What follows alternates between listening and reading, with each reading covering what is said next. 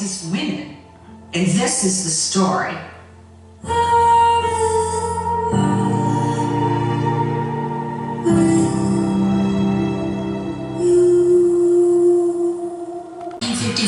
Was the most dangerous thing to any woman that could possibly be conceived of by your wildest imagination.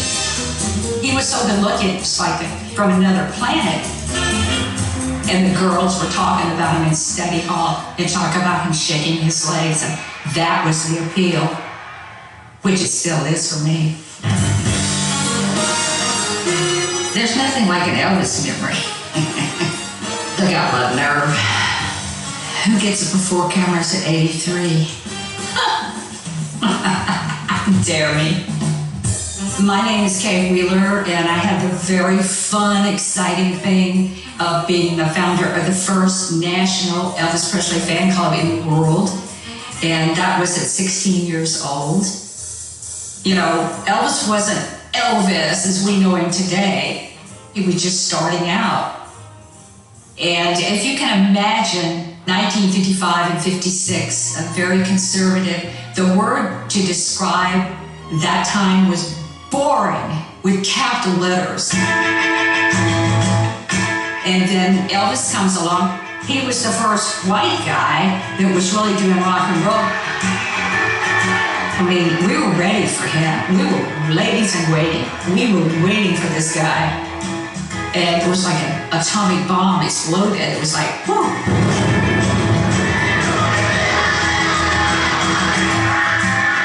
Elvis, I don't know if you can hear that or not. I think you can. About 5,000 kids are hollering, we want Elvis. I first met Elvis in San Antonio, Texas. When I get there, and there are thousands of kids outside, and there's a thing that said stage door. So when I walked in, he was looking in a mirror, smoothing down his ducktails. And he spins around in his chair, and I'm paralyzed. And I said, I'm Kay Wheeler, your fan club president. Like, don't attack me. He said, my fan club president? I don't think he even knew he had a fan club. Heartbreak Hotel had come out, and he was starting to get attention. And then he started, you know, being real friendly and kissy and holdy and all that. I mean, every minute you want to be with Elvis, and then when you get right in front of him, there's only one thing you want to do is to run for your life. Because you know you're in danger. And so they knocked on the door and said, Elvis, come on out, the press is here. So he's still holding me, and he wouldn't let go of me through the whole press conference. A reporter asked him, he said, are you ever going to get married? And he said, well, why buy a cow when you can milk it through the fence? And I just laughed. When Elvis was young, I think he might have been the married type. But I don't know why they're lying, but they're lying because he came on like Godzilla. He was not a shy guy. He hugged and kissed everyone. He was a very affectionate person. He wants me to come to Shreveport. It's for a concert. And I'm like, I'm going. One of his people comes over to me and he says, Elvis wants you to go upstairs and wait for him in the hotel room. And he takes me in this room and he says, you just wait right here. And something says, Kay Wheeler, you're not staying here, get out of this room. So I leave the room and all of a sudden I hear somebody running behind me. It's Elvis and Kay, where are you going? And then he grabs me and starts kissing me and starts bumping and grinding. And I mean, doing their stage routine only with me with him. How dare you think such cheap tactics would work with me? Tactics, honey. It's just a beast in me. And the only thing I could think of is to get out of there as fast as I could. There was a certain amount of fear there, yes. Oh, wasn't it In 50, when he started managing Elvis, he had no idea of the youth culture.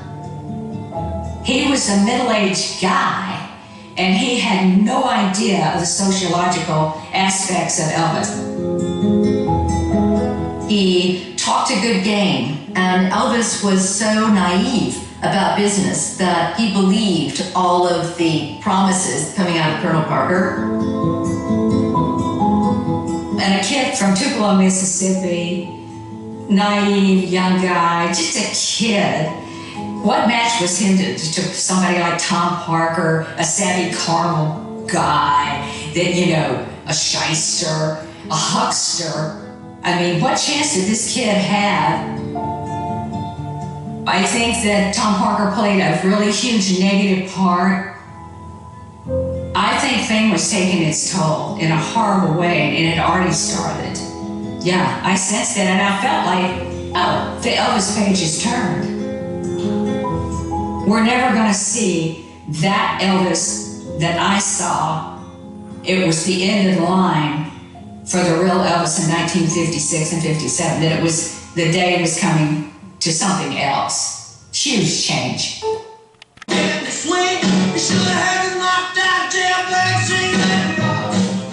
I was at the press showing of Jailhouse Rock at the Academy Awards Theater in Hollywood in November of 1957. There's 60 people, press people there. This is Hollywood, this is Jailhouse Rock, this is the Elvis Presley now. He's getting really famous in 1957. And everybody's waiting for him. He walks in the room and he looks all over the room and he sees me sitting back there and he screams as loud as he can, "Is that you, Kay?" Everybody turns around, look at me. I said, "Yes, hi." But I saw this melancholy in his eye. It didn't look right. It didn't look happy. It was kind of the same look his mother had when I visited her in Memphis. He looked like a little boy lost, almost look. It was a sad look. Like he was being pressed into the machine, the corporate thing, the Hollywood, just started chewing him up. It was changing him. And I'm sure Parker said, "Don't say anything crazy." I've been asked what the turning point was in Elvis's life, but I think it was Elvis meeting Colonel Parker. Colonel Parker became Elvis Presley's manager in 1956, or actually becoming Colonel Parker's puppet. Tom Parker